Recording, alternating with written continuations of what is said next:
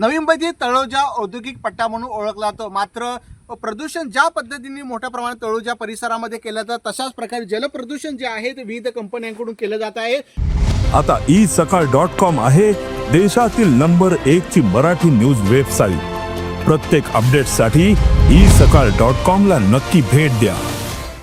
आपण बघितलं ही नदी आहे ओढा, याच नदी ओढ्यामध्ये जे आहेत संबंधित ज्या कंपन्या आहेत त्या पाणी सोडण्याचं काम केलं जातं, त्यामुळे संपूर्ण नदी जी आहे जलप्रदूषित झालेली आपल्याला दिसून येत आहे। याच भागामध्ये मोठ्या प्रमाणात ही दुसरी नदी आहे त्याला जॉईंट झालेली आहे, त्यामुळे इथे सुद्धा मोठ्या प्रमाणात ज्या कंपनीने इथे जलप्रदूषण केलेलं आहे त्यामुळे संपूर्ण आरोग्याचा प्रश्न जे आहे तिथं निर्माण झालेले आहेत। नदीमधले मासे जे सुद्धा ते मोठ्या प्रमाणात त्यांचं मरण होताना दिसून येत आहे, त्यामुळे संपूर्ण परिसरामध्ये मोठ्या प्रमाणात केमिकल झोन आहेत, विविध कंपन्या आहेत, त्यामुळे आरोग्याचा प्रश्न जो आहे मोठ्या प्रमाणात निर्माण होताना दिसून येते। आजूबाजूला 5 ते 6 गाव आहेत, त्यामुळे संपूर्ण परिस्थिती जर आपण बघितली तर पूर्णपणे नुकसान जे आहे आरोग्याच्या दृष्टीने होते। हेच पाणी जे आहे मोठ्या प्रमाणात जलप्रदूषण झाल्यामुळे तसेच विविध ठिकाणी बोरिंग मारलेले आहेत त्या घरामध्ये सुद्धा प्रदूषण झालेलं आपल्याला दिसून येत आहे। आपल्यासोबत नागरिक आहेत, त्यांचं म्हणणं काय आहे सर, कोणत्या कंपन्या आहेत, काय आरोग्याचा प्रश्न निर्माण झालेला आहे?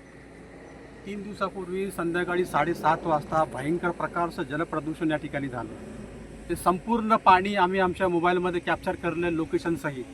तुम्ही आता बघा लाईव्ह आलात, असं नाही की आम्हीच तक्रार करतो, आज तुम्ही मीडियासोबत आलात आणि तुम्ही सध्या लाईव्ह तुमच्या कॅमेऱ्यामध्ये प्रदूषण बघितलं, असं नाही की आम्हीच करत आहोत। आता ही इकडची परिस्थिती आहे साहेब। आता हे जलप्रदूषण नेहमी होतं, वारंवार आम्ही किती तक्रारी करायच्या।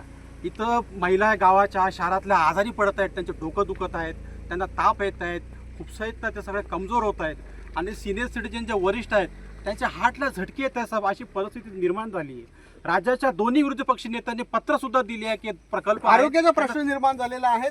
सर, घरी सुद्धा बोरिंगला असंच पाणी येते, सर्व इथे या भागातल्या जवळजवळ 5 किलोमीटर मधल्या सर्व बोरिंग प्रदूषित झाले आहेत। पाणी असा केमिकल लागतो। एक 50 फुटावर जर बोरिंग मारली तर तुम्हाला दिसून येईल। आता पण तुम्ही जर बघितलं पाणी बोरिंगचं तुम्हाला तर असं सर मला सांगा, पाणी दाखवा कशा पद्धतीने जर आपण बघू शकता पाणी जे आहेत आपल्याला इथले जे सर्वसामान्य नागरिक आहेत ते सुद्धा दाखवतात। काय हे पाणी कुठलं आहे? पाण्याचा आज आमचा आश्रम आहे, ते पियाला पाणी नाही आम्हाला।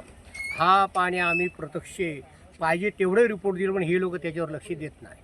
उद्या आम्ही आज भांडी लागतात प्रतिष्ठा आहे तांब्याची, आज देव धुवाला तांब्याची काली भांडी जर आम्हाला वापरायला लागत असतील ते सरकार किती योग्य आहे?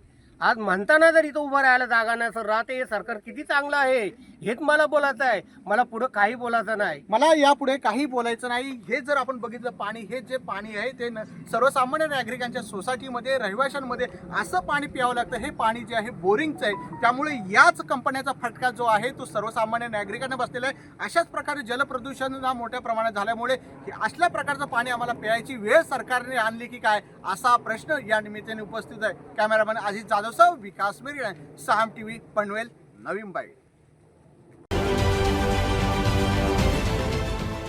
देश विदेशातील प्रत्येक घडामोडींचे लाईव्ह अपडेट मिळवण्यासाठी आता साम टीव्हीच्या सर्व सोशल मीडिया प्लॅटफॉर्मला लाईक, फॉलो आणि सबस्क्राईब करा।